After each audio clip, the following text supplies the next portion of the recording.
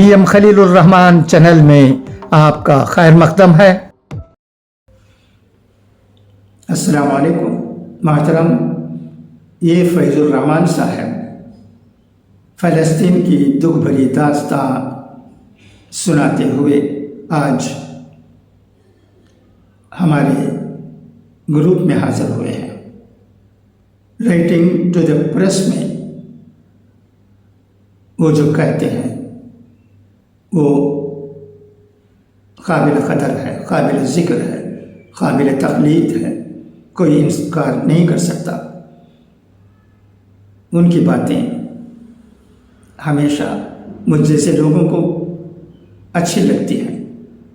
ہو سکتا ہے کبھی کبھی وہ اپنی آواز غیر ضروری طور پر بلند کرتے ہیں، وہ ان کی فطرت ہے۔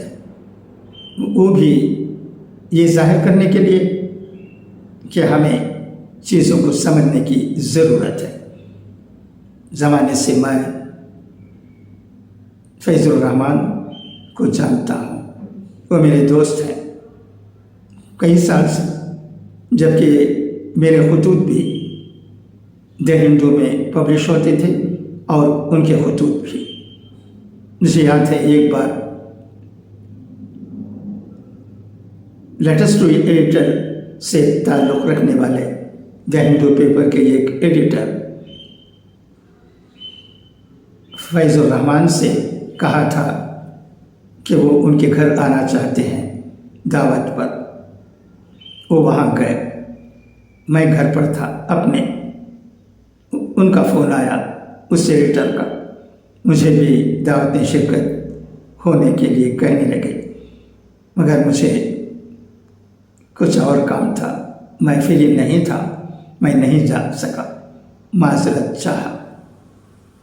بہت پرانی بات ہے، میں آپ کو سنا رہا ہوں۔ اس وقت سے میں فیض الرحمن کو جانتا ہوں۔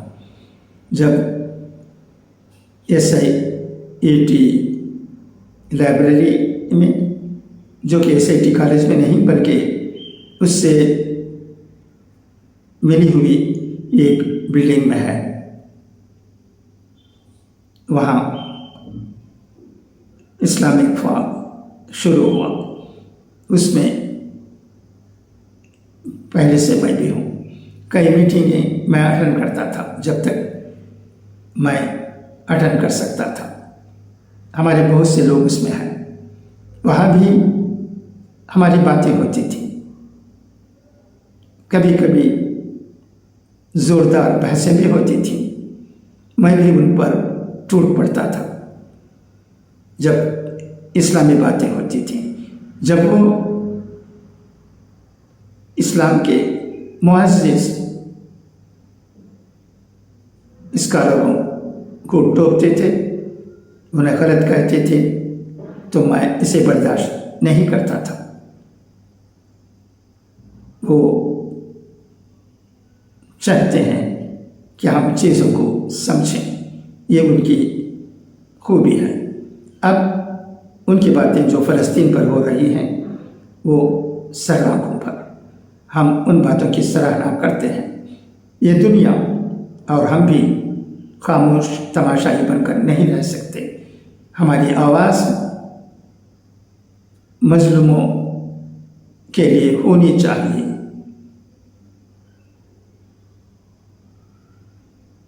فلسطین کی داستان ایک دکھ بھری داستان، اس پر محترم فیض الرحمن صاحب نے اپنے خیالات کا اظہار فرمایا ہے۔ یہ انڈین ایکسپریس کے ایک مضمون میں موجود ہے، اسے میں پڑھتا ہوں، سنیے گا، غور سے سنیے گا اور اپنے خیالات کا اظہار فرمائیے گا۔ یہ میری عاجزانہ درخواست ہے۔ تو آئیے اب ہم دیکھتے ہیں کہ فیض الرحمن صاحب کیا فرماتے ہیں، ان کا دل کس طرح دکھتا ہے۔ ان کا دل دنیا کو خاموش تماشائی بنتے ہوئے فلسطین کے معاملے میں دخل نہ دینے की जो बात है उस पर क्यों और कैसे उनका दिल धड़कता है, वो सुने, समझें और कुछ न कुछ सीखने, अमल करने और मजलूमों के silence on Gaza genocide condemns us. Several significant philosophies have extolled the virtue of silence as a form of prudence, but staying silent on the genocide happening in Gaza is an outright moral failure, says Mr. Faizur Rahman in his article appeared in Indian Express today, 8th August 2025. Across time and cultures, the adage silence is golden has come to embody the virtue of restraint in speech. It perhaps originated in the 9th century Arabic saying, if speech is silver, then silence is gold. This sentiment it conveys echoes in religious traditions too. Prophet Muhammad, as reported in Sahih al-Bukhari, advised Muslims to either speak good or remain silent. The epistle of James in the New Testament urged Christians to be quick to listen and slow to speak, and in its 17th chapter, the Bhagavad Gita describes silence, maunam, as an austerity of the mind. Such pronouncements have strengthened the belief that silence is not the absence of speech, but the presence of meaning, deep, intentional, and spiritual. However, this perception often overlooks the fact that what the aphorisms endorsed was judicious restraint, not muteness born of indecision or avoidance. In other words, silence is noble only when it is chosen as a form of prudence in the face of great responsibility. When it accompanies oppression, it joins in the crime and becomes its voice. Hence, Prophet Muhammad declared that the highest form of jihad is a word of justice spoken against a tyrannical ruler. Jesus too inspired courage in the followers, saying, "What I tell you in the dark, speak in the daylight. What is whispered in your ear, proclaim from the rooftops." And in the Bhagavad Gita, Lord Krishna tells Arjuna that there is nothing more honorable than fighting a righteous war to uphold justice. Indeed, no serious philosophy upholds silence as a virtue when injustice demands a response. Yet, betraying its original nuance, the phrase silence is golden has been used to shield selfishness or cowardice, thus transforming silence into quiet hypocrisy.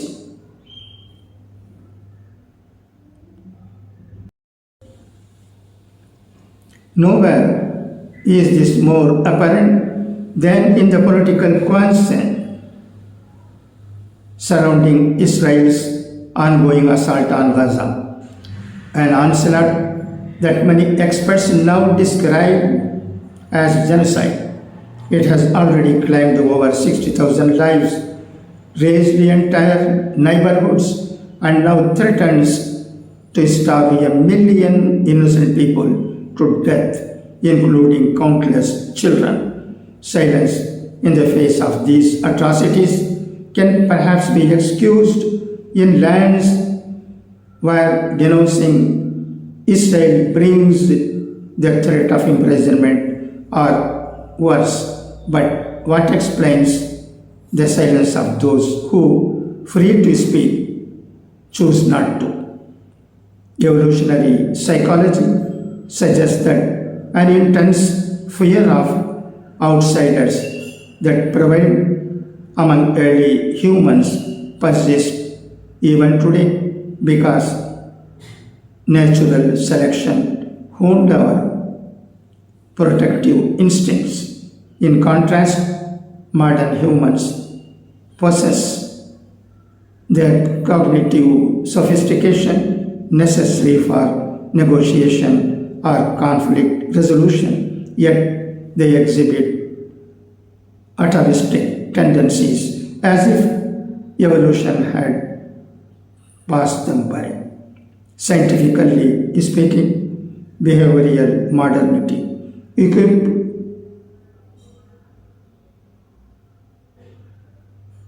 Homo sapiens with remarkable cognitive powers such as abstract thought, complex language, social cooperation, cultural imagination, and technological innovation. These advances should have made us more empathetic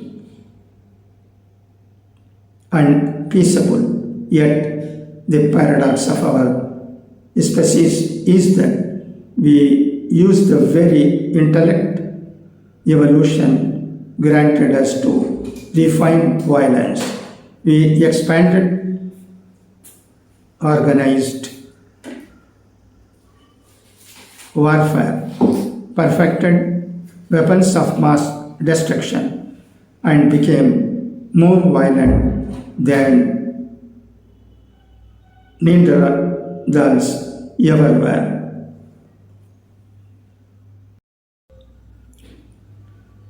Among the non-violent majority, human fellowship failed in subtler ways through social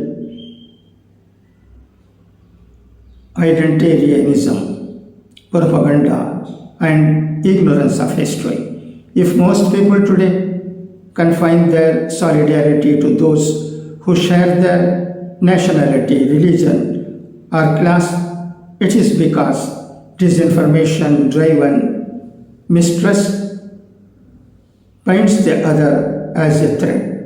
As a result, even after being endowed with the capacity for unity, we chose division. This moral failure often takes the form of silence, cloaked in specious justifications that the victims are in a distant land, that speaking out brings us no gain, while staying quiet costs us nothing, that condemning genocide might endanger our interests, that a single voice cannot sway the oppressors, and that our solidarity will do little to alter the victim's fate. But these are lame excuses. They are shamelessly invoked to avoid confessing the uncomfortable truth. We are silent because we don't care. Needless to say, it cannot be denied that silence can at times be a powerful form of resistance, but this holds only for the oppressed who are stunned into wordlessness by trauma. For those who watch from safety, silence is no act of dignity or courage. It is an abdication of social responsibility by which They not just surrender their freedom of speech, but lose their humanity. This makes reclaiming our humanity the biggest requirement for most of us today, but it is not an easy task. Mirza Ghalib had warned, बस के दुश्वार है हर काम का आसा होना, आदमी को भी मुयस्सर नहीं इंसान होना, because it is difficult for every task to be easy. Even man finds it hard to become human. Indeed, to look human is easy. To be one is not. Humanity is about preserving the humanitarian traits that nature has given us. The highest among them in the present state of affairs is our courage to speak for the victims of genocidal violence. We may find temporary refuge in silence, but in the end, silence is a verdict. It does not shield us, it condemns us. ये Faizul Rahman, Secretary General, Islamic Forum for Promotion of Modern Thought. Thank you for your listening. If you like this video, please subscribe. Thank you.